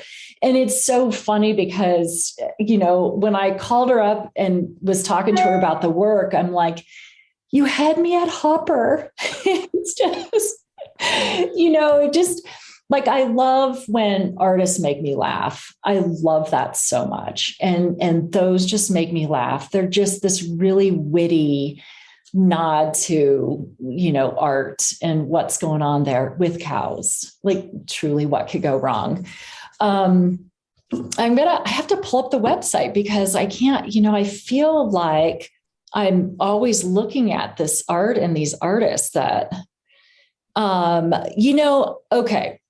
So I think Evelyn Gottschall Baker was new last year, but I didn't have the work in person. So she's a glass artist. And, we were talking about the coyotes in the mesquite tree, that Laura Wilson photo. So this is all glass. That's not a skull she found outdoors hiking. That's actually made out of glass. And it's this, I'm learning a lot about glass. So there's blown glass, there's molds that you pour hot glass into. So you see the bullets in the hand, that's her hand she made a mold of, and the bullets. And then the wolf skull is crafted out of glass that she molded into that form. And then it's fired in a kiln. So we only have one piece from her this year because that's all she could, like, everything just burst in the kiln this year. She just had a really bad year with stuff, I guess.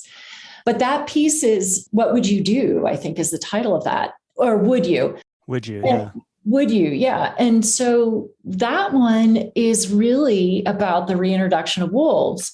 So she came from a ranching background as a kid. and a wolf would take down their cattle, that's food on the table. And now we've reintroduced wolves to Colorado. And she said, yeah, I voted for it. But she said, look, this piece isn't telling people what's right or wrong. It's just presenting a question and asking people, what will you do? I love that. I love that piece. And I just, that's the kind of stuff that's a conversation, waiting to happen. There's a new artist in the show, David Carmack Lewis.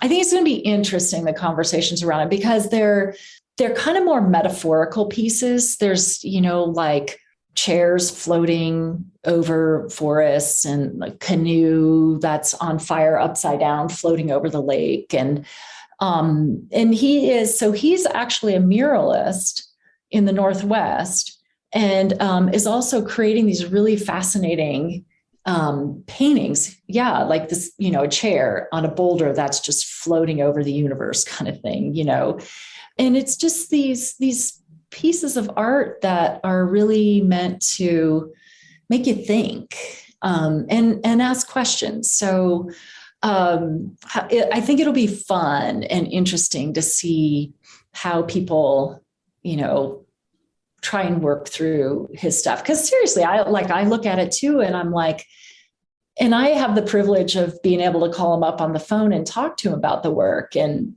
ask him, well, what were you thinking? What's going on? And he's like, oh, I don't know. Yeah, I don't know. I was just in the forest and this happened. And I'm like, you're giving me nothing here, man. But are wacky artists. And you know what? I interviewed David Griffin, who's our featured artist this year. And I had this really fun interview with him. And he's one of those artists, when we were talking about, vulnerability and creating a safe space, David's work, and it's landscape. And so I think it's kind of surprising for people to, read about or hear him talk about how this work was such a departure for him, and that I actually had to give him permission to go ahead and do this work, because he was really working in a more illustrative style, doing kind of cowboys and ranchers and horses and things like that. And when he started with the Coors show, he really fit a bill for me, because I was getting a lot of pressure to have more illustrative work in the show. And I'm like, oh, this guy's really great. And he's from Texas, and he's painting, he's a longtime rancher, and he's painting people on his ranch and ranch hands and all this kind of stuff. Right. And so over the years, he started off asking me, well, what would you like me to paint? And I'm like, no, it's not my job. It's not my job, my friend. My job is to ask you to do the show, your job to paint. And it was kind of fun having a conversation with him after the fact, years down the road, and him saying, that scared the shit out of me, because in the past, galleries and shows, that they would tell him what to paint. He actually had a dealer who would take a napkin from the table at lunch and would basically sketch out what he wanted David to paint. Wow. Yeah, that happens a lot. It happens a lot. I had no idea that something like that would happen. Yeah. Yeah, I could see somebody coming in and saying, this is working and these are selling, so I need you to do, representations of this. A lot of them. I can see that happening. But yeah, to give them direction. And I could see where an artist might want some direction, especially if they're going to be in a specific show. Like, what are you looking for? Like, what's my parameters? But to give them, carte blanche to do what they want. Mm-hmm. So you said this was a little bit of a divergent from what he normally does. Was you surprised by that when he showed you what he was doing? Well, over the last 4 years to 5 years, he really just wanted to do landscape. And this body of work right here, this is such a fascinating body of work, because it's landscape and they're beautiful, right? But like this one that you're just pulling up, Clearing the Air, and what he's looking at in a lot of his paintings are actually more philosophical things about the land and weather patterns. And it's just really kind of fascinating because like this painting and that, when he's talking about weather coming over, I think this was New Mexico, but weather coming over the mountains and running across the plains, or the one we bought for our permanent collection too, that one is looking at a weather phenomenon that when there's a crack of lightning, thunder and lightning, there's actually a flash that hits the ground just like a second before and then disappears, right? And so he's capturing that. And there's another painting called, I think it's something like The Sound of Clouds.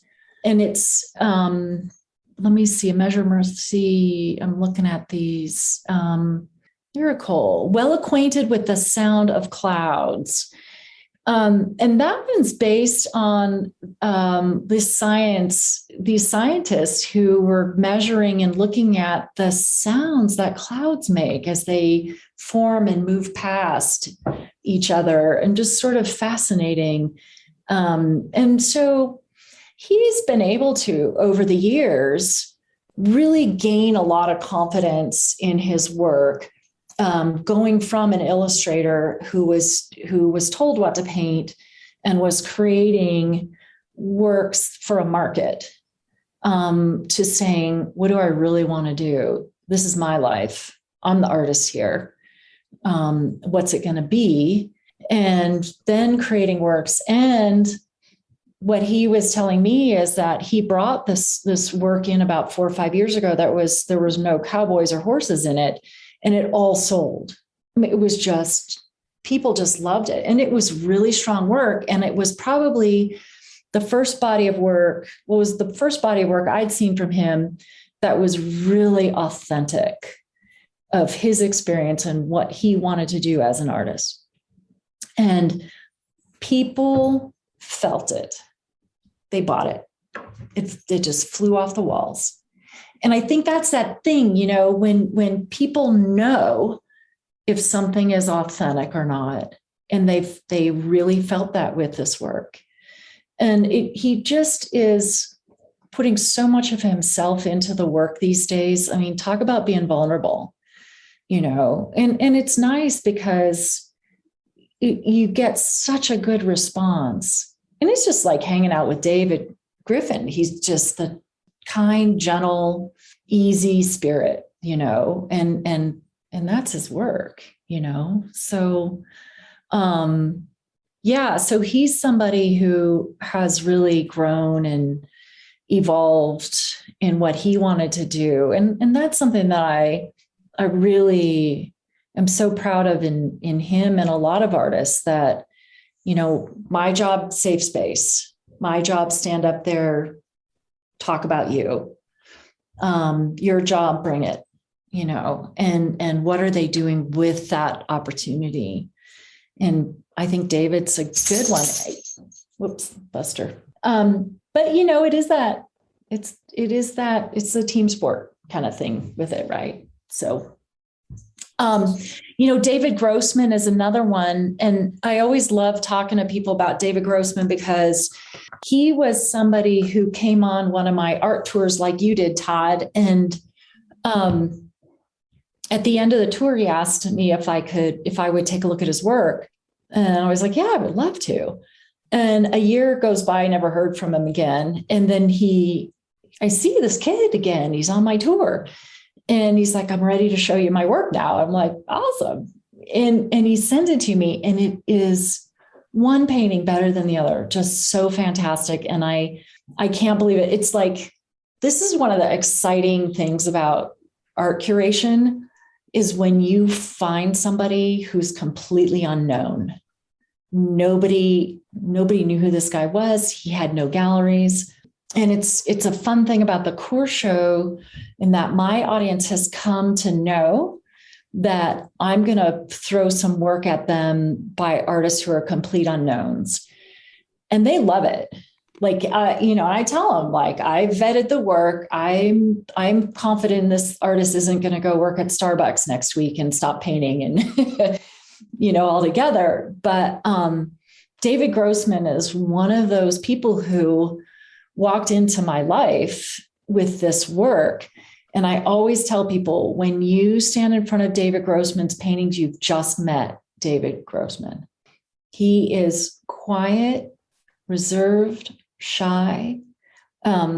He doesn't talk a lot, but when he does, it's just very elegant and wonderful. The paintings we have this year, like, he just keeps growing and pushing what he's doing. So when you talk about contemporary, or when I talk about contemporary work in the Western art market or the genre, and you look at David Grossman, well, these are landscapes and everybody can see their landscapes, but they're really these just color fields of lines and texture and shapes. And like, there's one that's called In the Forest at Dark. And that painting is, I love showing people that painting. And when I did it on our Zoom talk and I blew it up, I showed him the painting and I blocked off the bottom of it. So you see those 3 deer in the bottom. So I blocked off the bottom because I said, look, here's a painting that is essentially how we walk through a forest, kind of how we walk through life. When you block off the bottom part, you see all the glittery stuff in front of you. And then I slowly pulled the bottom part down. And then I'm like, look what's in the shadow of this life. Look what's out of your peripheral vision. And I said, the thing is, like, in life, those deer saw you a long time before you saw them. And somehow he does that with this painting. Like, he creates this whole forest experience, that here you are just so enamored with the glittery, cathedral-like sense of the forest and these trees. And then slowly you're like, oh, wait, they're a deer. They're watching me, and he captures that whole thing with this painting. So, but it's a very contemporary thing, right? I mean, it's not, he didn't paint all the nose and the hooves on the deer and everything, right? They're suggested in there. They're really very much part of that sinking back into. And so then the painting is about something completely different than a forest and deer, It's now sort of this reverential moment, this space to breathe. It's a stunning piece. It is. I love that a lot. Yeah, it's just really fantastic. But there's let me see, I'm trying to think of who else we have who's new. Let's see, Lori Kersey. Oh, there's a guy named Bill Hughes. He's a photographer and he is brand new this year. And his work, he lives in, I want to say he's in Fort Collins, Colorado. And he's also in the, he's Fish and Game and works for I'm not sure if he's still working for the Forestry Service, but his photos are all about the cutthroat trout. And the cutthroat trout only live in 2 or 3 rivers in Colorado, in this northern Colorado area. And I think there's a river in Jackson, out around Jackson Hole, where they live as well. So these photos are just, I had to ask my son, oh yeah, Todd, you should take a look. But I had to ask my son because I'm like, how did he do this? How did he get these photos? Because they're underwater, but some of them are these strange reflections. Like there's one, it's called Reflection. And then others that are just kind of looking up through the water and just really different things with the cutthroat trout. So they're gorgeous photos. But his whole thing about why he did these photos and why he's doing this series of photos is because cutthroat, they make up less than 1% of the population in the rivers in the country, in the world. And they're becoming extinct pretty rapidly as the water temperatures heat up. They're they're dying off. And so he knows, obviously, but being Fish and Game, so he knows where they are.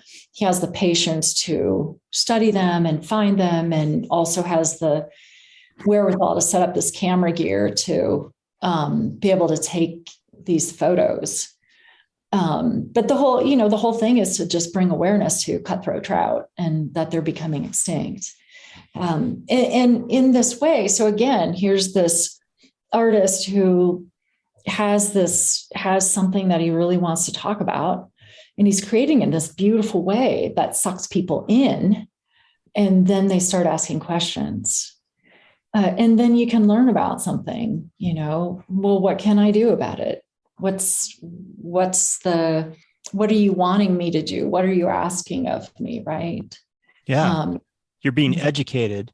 You get sucked in by the beauty. And then the next thing you know, you're like, now you're having a conversation, because now this isn't just a beautiful photograph. We're talking about the cutthroat trout and the fact that there's environmental factors that are affecting them. They may go extinct. Yep.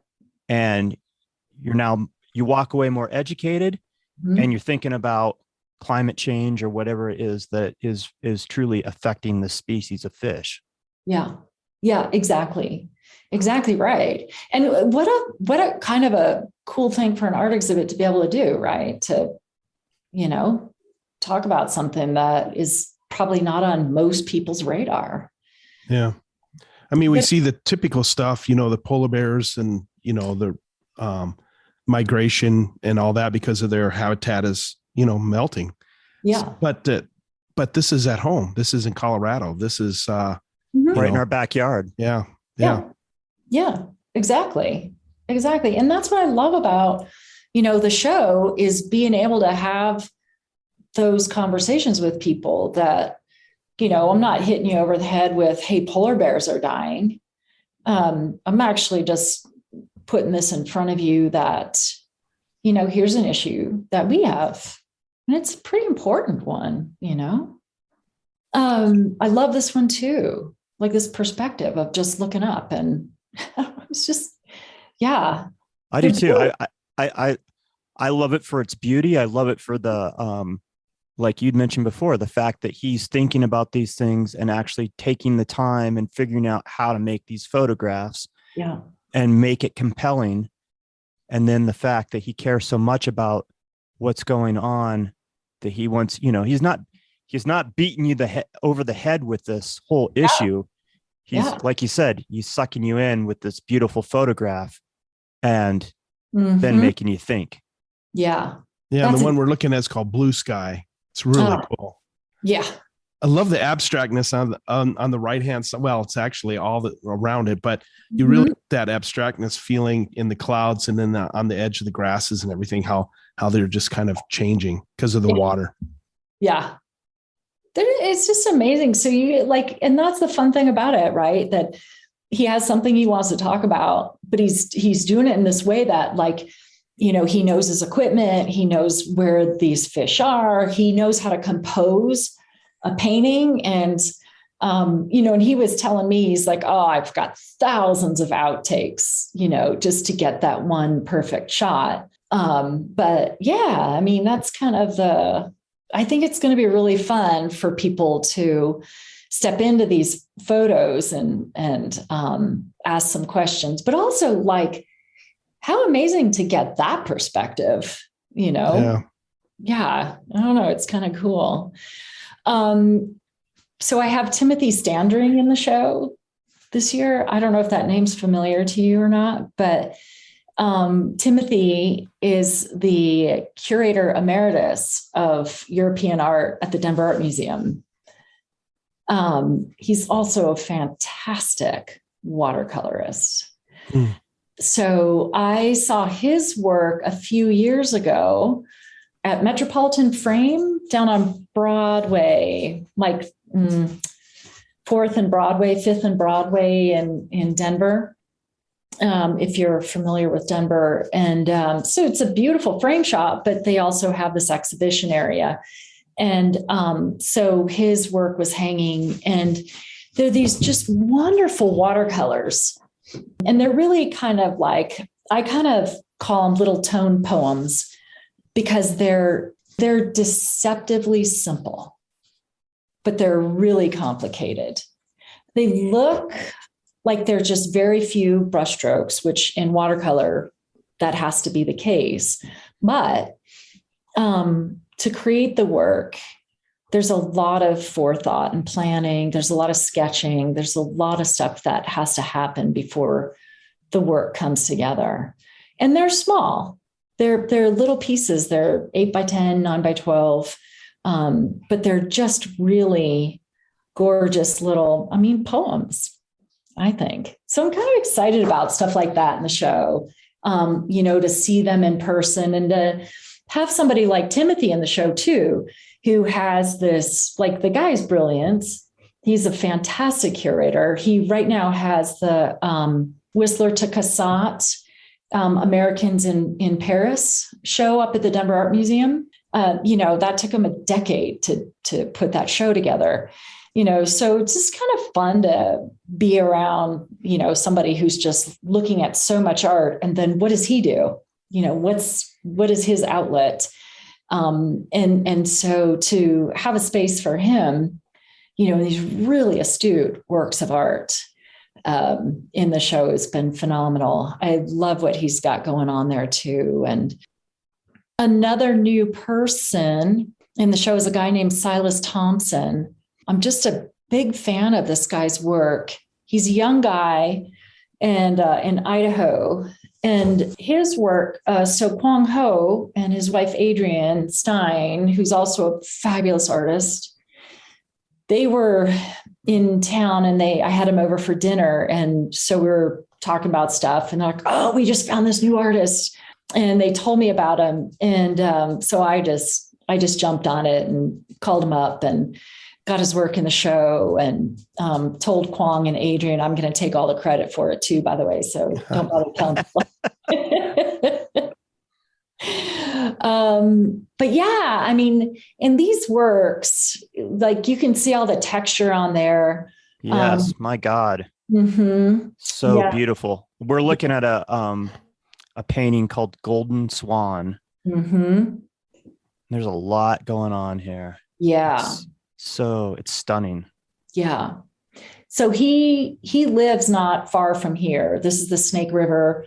And he also grew up right around here. And his dad would take him and his brothers camping for days. And, they would go into the wilderness. And so, I didn't necessarily know that about him, but after talking to him more, I'm like, wow, this work reads like kind of love letters to the land.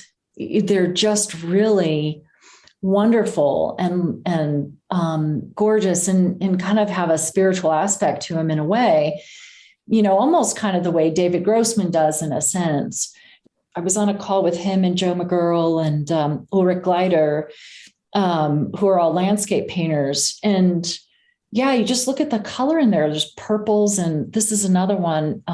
It's a small, I think it's a little 12x12 of his slipping away. But, you just see all this color. I'm like, he's practically a Fauvist, the way he's just pushing colors. But when you stand in front of him, you're not like purple snow. That's not purple snow, but essentially he's just capturing this spark of a moment, right? This just like boom, and it's gone moment. But, and he was saying I'm not trying to create faithful renditions of what I'm seeing. I'm trying to create faithful renditions of how I felt about this. And I think that's kind of a big theme with our artists. It's how they felt about the subject matter, whatever it was. Yeah, I think that's a thing that patrons need to understand. People that maybe aren't astute art gallery goers or whatever, a lot of times they just look at it and looking at the face value of what it is. And they need to really go about, maybe what was the artist feeling? What do I feel from it? What's it in, we talk about this all the time. What's it invoking in us? So to hear that story that, I'm not painting an exact rendition of what I'm seeing. I'm painting what I'm feeling. I think that's so important to know. Yeah. Yeah, exactly. Exactly. So it's a really good crop of artists and a good group. And, I think the really amazing thing about the show, and what I'm really excited about having people come in and see it in person and just experience it in person, is that I think, this is my theory, is that COVID, when it hit, I think a lot of us, artists included, everybody freaked out, especially artists. I mean, everything shut down. It's like, hey, your one-man show, not happening, not sure when it's going to happen. In fact, I'm not sure we're going to happen anymore. Everything's closed, right? And so I think once that initial freak out happened and passed, and then people started buying art online, and that all kind of smoothed out for artists, I think there was this like collective sigh, this like release of stress. And when you don't have deadlines, then what do you do? If nobody's telling you what to paint, or, that you've got to get this here and hurry, hurry, hurry. I don't care if it's done or not, just get it here, when that's all taken out of the equation, what do you do for yourself? What does the work look like? And I think, in looking in this show, wandering around this show, just standing in the middle of it, any gallery you pick, anywhere you stand, there is such a unity and harmony. And the thing that is harmonizing is this just sense of calm. It is just the most calm, refreshing show. I feel like you can just stand there and breathe, and you can feel the art breathe. It's just so wonderful in this space. And I really think it was giving artists, removing the pressure for that time period and saying, go for it. Just do what you need to do right here. And the show looks like it. It is just, it's gorgeous. It's really gorgeous. And that's not to say that it doesn't have like important things to talk about, or that the artists aren't reflecting on pretty serious subjects. They are, but it's coming from this centered, calm place. And I think it really shows. I think it's gorgeous. So can't wait to see it. Yeah. I'm all excited now. I know. Yay. Not that I wasn't before, but now, I mean, this is again, that conversation. You're talking about these artists and kind of give us a little insight into each one of them, just a tidbit. And for those that are listening, Rose has been doing these artist talks for like the last almost 2 months now, right? Yeah. You've done like 20 of them, and you have some more coming up. Yeah. I finished them all, but they're online, so you can listen to them. Mm-hmm. Yeah. So you can go to the Coors Western Art website at CoorsWesternArt.com, and all the talks are archived there with the artists that she's talked to this year. Yeah. And you'll get insight into this, into who these people are. And then when you go see the show, you'll be even more in tune to who these artists, what they do, and what they're presenting this year. Yeah. How many submissions did you have this year? Was it higher than normal? Was it the same?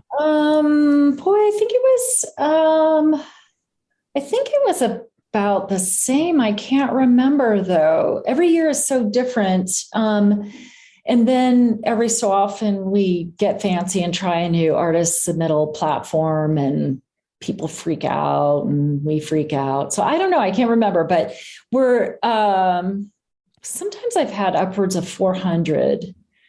I think it was 150 though, ish this year. It wasn't one of our bigger ones, which is fine. Like the thing about the Coors show is that it's curated, which may seem obvious, but I think a lot of artists don't get the difference in curated versus juried. And so juried means it's just totally fresh, turned over every time. And so you put your work in and you have as much a chance as anybody else. With the Coors show, I have 75 artists, and I think I showed you, I think I have 3 new people, maybe 4, maybe 3, because last year was weird too. Like I didn't want to, I wanted to give all those new artists a shot. So maybe, and the only reason that I have like those 3 new artists is because I had 3 artists call and say, I can't swing it this year. I just got a book, I got I got whatever. So curated show is like, I have a stable of artists that I work with. And, sometimes after a few years, sales may dry up. Or maybe they've been in the show a couple of years and I just got no traction. I couldn't get anything going for them. And so then we'll have a conversation and it's like, it's not you, it's me. I don't have an audience for you.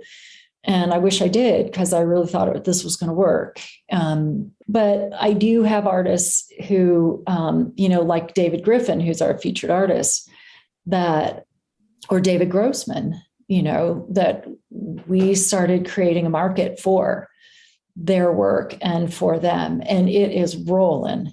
And so the last thing I want to do is rotate them out when I've got, kind of a waiting list of people who want to buy the work. So we just work differently than other shows. And I know it's frustrating to artists, and I really try to create space for a handful of artists every year, because I know it's really important.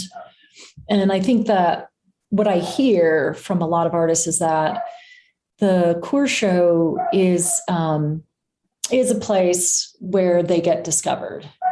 And so I know artists will start at the Coors show, and on our opening night, always through the run of the show, I see dealers walking through and artists get picked up.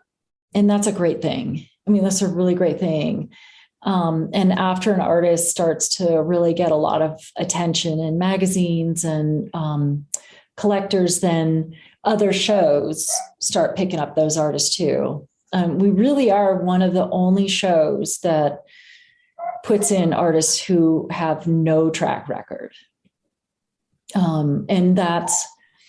But honestly, I think that there are a number of reasons for that. But when you have a gallery or an exhibit, to have to create a new clientele or to find a clientele for an unknown artist, it's work. My audience loves new stuff. So I'm really grateful for that I've got an audience that is always up for seeing new stuff. But that makes it even harder for artists who don't already come with a collector base to break into some shows. I don't have that same issue. I'm more, I need all of that, the why. I need your why.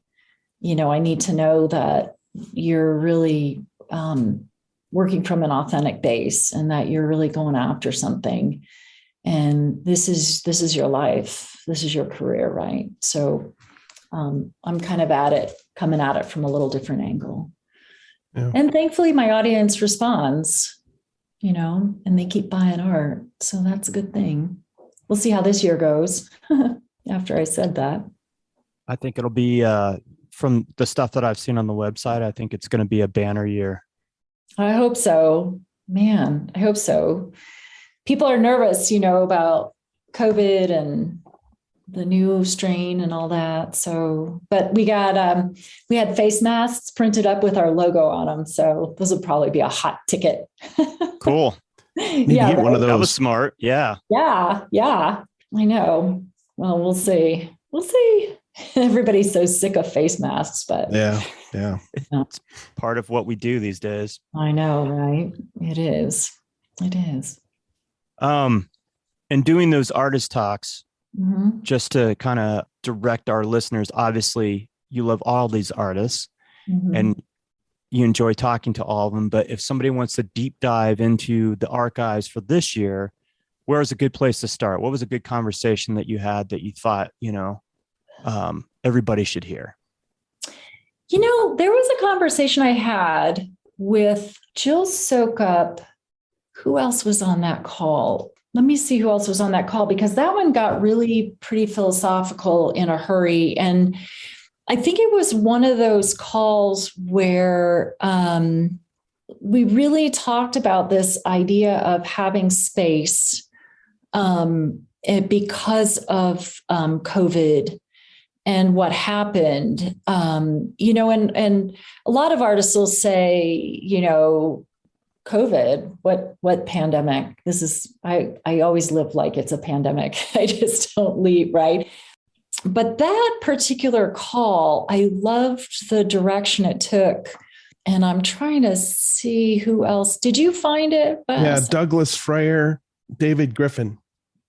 Yeah, David Griffin. Yeah. So I had, when an artist would pop by the gallery and I happened to be about to do a call, I would grab him and make him sit on the call with me. So David Griffin, I pulled him into another call. And so I'd already interviewed him. And so what happened on that particular one, which I think is why I enjoyed it so much, is because I'd already talked to David. And so I set it up with Douglas and Jill to say, hey, David and I David's going to be my co-pilot today. And so I'm going to have him, also ask questions, because I think that's the thing about the calls that people like, is that at the end, I turn it over to the three or however many artists are on the call and just say, you guys, please ask each other, questions. And so, we really kind of got into this concept of having the space and the freedom to create what you really want to work on. And what does that feel like? And what has happened in your studio since? Because looking at Jill's work this year, her work had a definite shift. And I don't think until I said that to her, and it's like this, you guys know this, when you interview somebody and you say, hey, I noticed that this happened. And I think maybe it was because of this. And the artist is like, what? And it was almost one of those moments where she was like, huh? And because the work really shifted. And then she kind of did that. And then she's like, no, it did. It did. And she's like, I don't really know why. And the more we talked about it, she's like, maybe it was because she said, then I had no deadlines.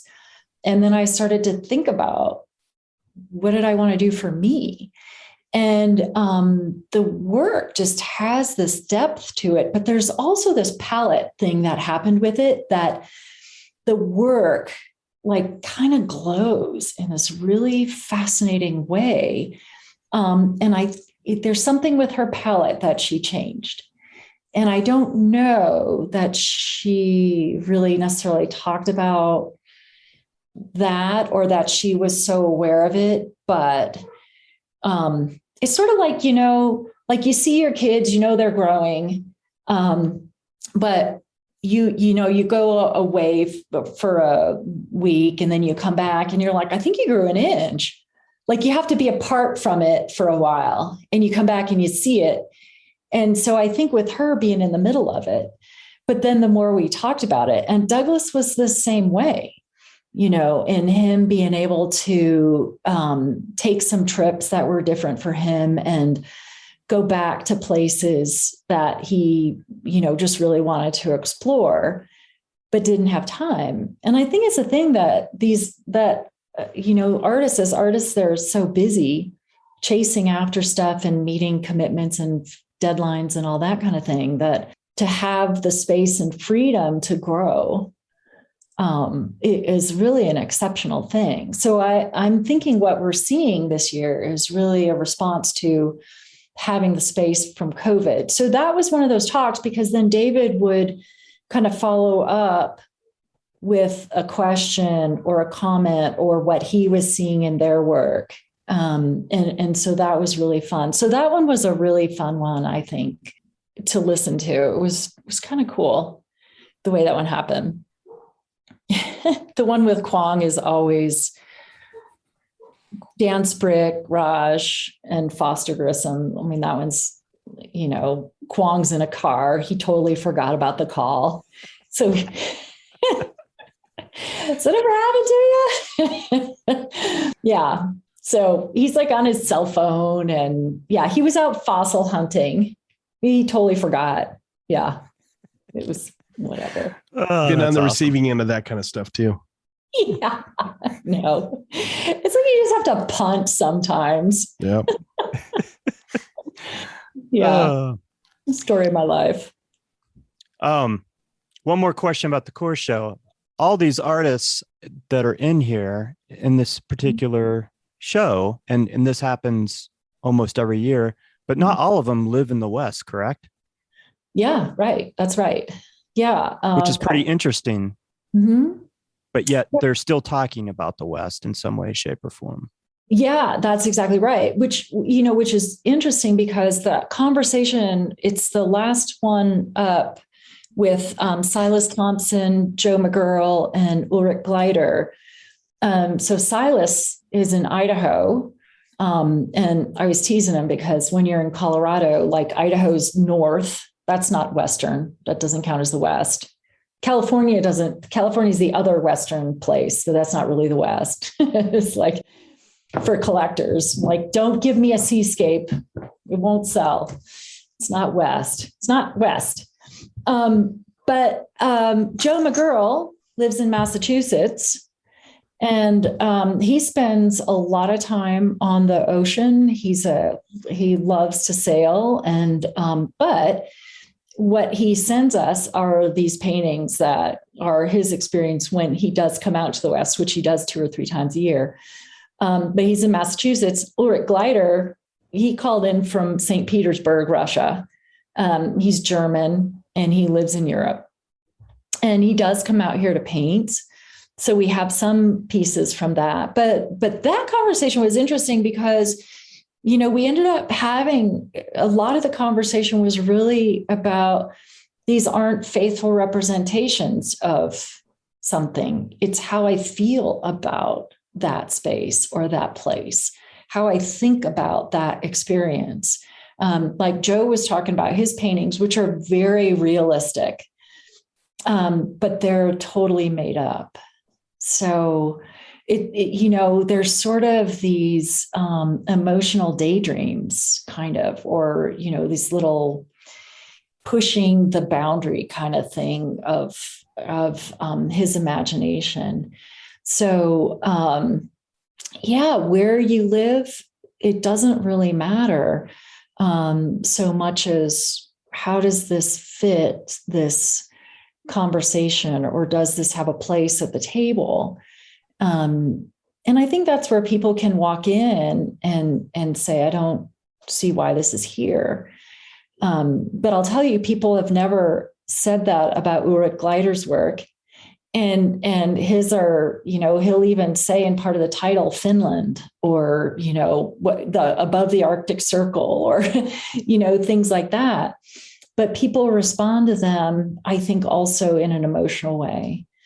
So they're like very much taking in what he's doing. So yeah, a lot of the artists the majority are from this region. But we've got Canadians and people from the East Coast and, West Coast and all that good stuff. So yeah. Before we leave off today, this Coors Western Art Exhibit and Sale takes up a good portion of your time and the year. But that's not all that you do. You also curate other spaces and you help artists with marketing and consult with them. I want you to talk about your business before we leave off today and what kind of services you offer artists. Oh, thanks for asking that. I appreciate that. Yeah, so I also curate for the Pace Center in Parker. And I do 7 or 8 shows for them a year, and we do a student portfolio event that puts high school students in front of college professors and allows them to get an honest critique, and then also more information about, hey, do you want to do this as a career? Here's how you can do it as a career. So that's been a really great thing to have that opportunity for kids. For me, I have been working with artists in small groups. I've been teaching classes at the Art Students League and doing things like that, and then working with artists one-on-one. So it's been interesting because when I started, I thought what I was doing was helping artists really, like when the pandemic hit, I'm like, oh no, they're going to be in trouble. They're not going to have sales. They need to do better outreach. They're doing this wrong. I've got to help them. And what I realized is that what I really am doing is helping a lot of people reconnect with their why, which is so strange. But it's not what I thought it was going to be. But I had artists call me to start, set up time to start working on marketing and website, fixing that stuff up and, outreach and, all that kind of stuff. And the conversation, our very first conversation starts out with, I don't know why I'm doing this. I feel like I've sold out. I'm not happy. I'm not sure why I'm here. I think I should quit. And that is not an isolated conversation I've had. And it's been really amazing. And so a big part of what I've been doing with artists since starting this is I basically tell them, I can't help you market your work until I know why you're doing this. And don't tell me because you just love to paint, and I need to know why. And so I'll tell you, I've had the most fantastic conversations with artists. And like, here's a great example of one. I was having a group of artists in a class work on their why and their mission statement and all this kind of stuff. And I'm like, and I always have to tell them, just trust me, just do it. Just trust me. And just trying to dig in and get them back to, why am I doing this work? And one woman who is a milliner, so she makes hats. So she was writing all this stuff down and they sent it to me as their homework. And I'm reading her paragraphs on why. And all of a sudden in there, she writes, when I was a teenager, I lost all my hair to this crazy illness. And I started making hats to feel better about my imperfect body. And I was like, there's your why. That's why. You're not making hats because people need hats or you like hat, whatever. And I'm not buying your hat because I look fabulous in hats and whatever. I want to feel better about my imperfect body. You're going to do that for me. That's your why, right? That's what I'm actually buying. So when I'm talking to artists, I'm like, we got to get to why you're doing this. Another artist I talked to, we were talking about her landscapes and what she was going after and what she was doing with the work. And we started digging in more and more to her backstory. And all of a sudden she lets out this, my dad was an abusive father and he had a lot of anger, and I had a lot of anger for most of my life until she hit this certain age. And she started to really look at that. And so with the landscape paintings that she's doing, it allows her to get back in touch and to realize that that's no way to live in that place of anger. But, it took a while to really get her to go there. and talk about it, And so it's a lot of that, it kind of gets back to that vulnerability, that we were talking about before. But you kind of got to get back in touch with that. So a lot of the work I'm doing is that. And once we do that work, and not everybody has that kind of story, but there is a lot of why in that. And it's kind of an emotionally based thing. But once we do that work, then we can start creating, what should the website look like? What should your outreach to clients look like? What galleries do you need to be in? And that kind of stuff. And then we can really tackle the marketing concerns that you have and the sales concerns that you have and things like that. So it's been wonderful work. And through that work, a lot of times what I've been doing is just saying, do it. You have my permission. Please go. I'll check back with you in a month, and I do. And we look at the work that they have. I think that's the thing about being an artist is, I just wrote down a bunch of Wayne Thiebaud quotes, but one of his was that something to do with that there's, it's not the most stable. There are no guarantees in it. But if you go after it and if you embrace it, then that's enough, then it'll be enough.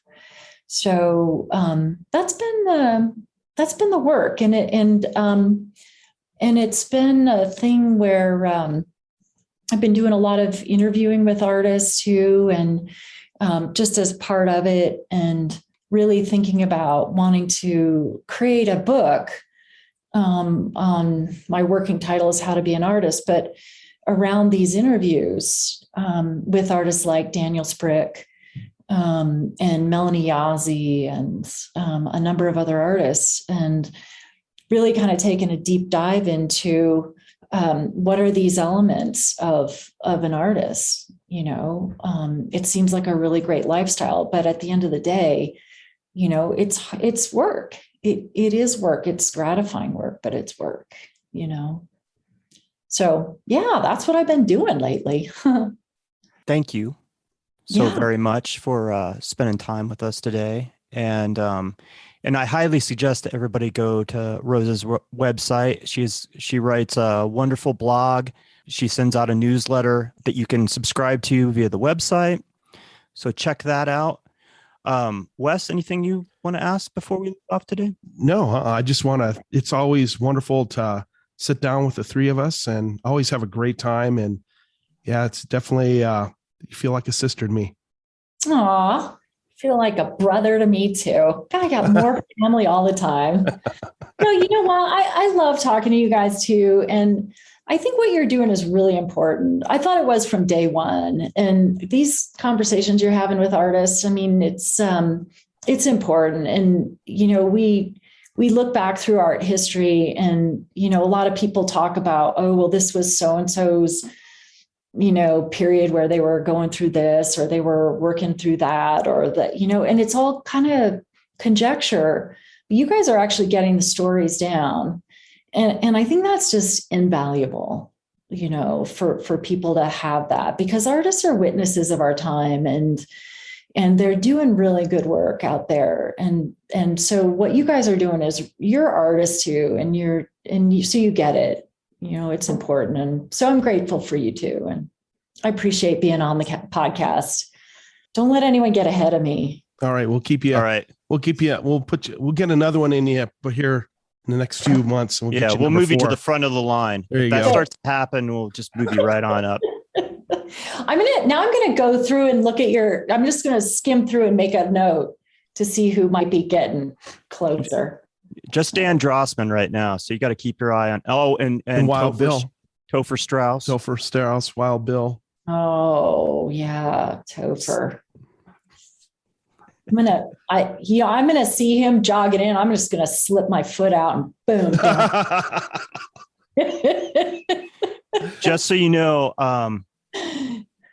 he gave me a really beautiful testimonial on how you've helped him in this last year. Wow. And he thinks the world of you. So keep up thanks. the good work.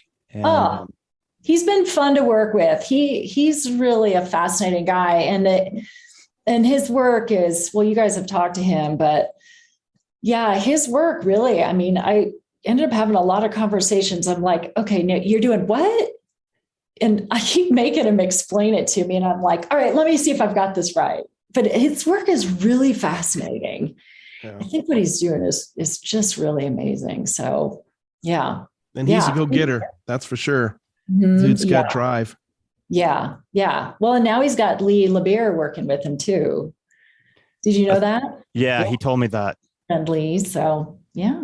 It's a small world. It is a small world. It is for sure. Yeah. Well, I'm excited about your art exhibit and I can't wait to see that. And I hope you do more. I hope this is the first of many, many, many more to come. That's what we're hoping to. Yeah. Thank you for the kind words. And I really appreciate the time that you gave us today. Or, that always means a lot. And it's always great to see your face. So. Good to see you guys too, my brothers from another mother. Again, check out the Coors Western Art Exhibit and Sale. You can check it out online at CoorsWesternArt.com. And I highly encourage, after you've heard this fantastic interview with Rose, that everyone go out. If you live here in Denver or you're visiting during this time of the stock show coming up, go check it out in person. You will not be disappointed. It's a wonderful, wonderful exhibit. The Coors Western Art Exhibit and Sale runs from January 8th through the 23rd at the National Western Stock Show. The gallery is located on the third level of the Expo Hall at the National Western Complex, 4655 Humboldt Street, Denver, Colorado. There's no extra fee to get into the art gallery, but there is a fee that you will pay for grounds admission when you show up at the stock show. And the art gallery is open 9 a.m. to 9 p.m. Friday and Saturday, 9 a.m. to 8 p.m. Sunday through Thursday. And if you're an artist that would like to take your business to the next level in 2022 and want to see the variety of services and solutions Rose has to offer, check out her website at rosefrederick.com. I'll have all that information in this week's episode notes. And for the Tenant Podcast, I'm Todd Pearson. And I'm Wes Brown. Have a great week.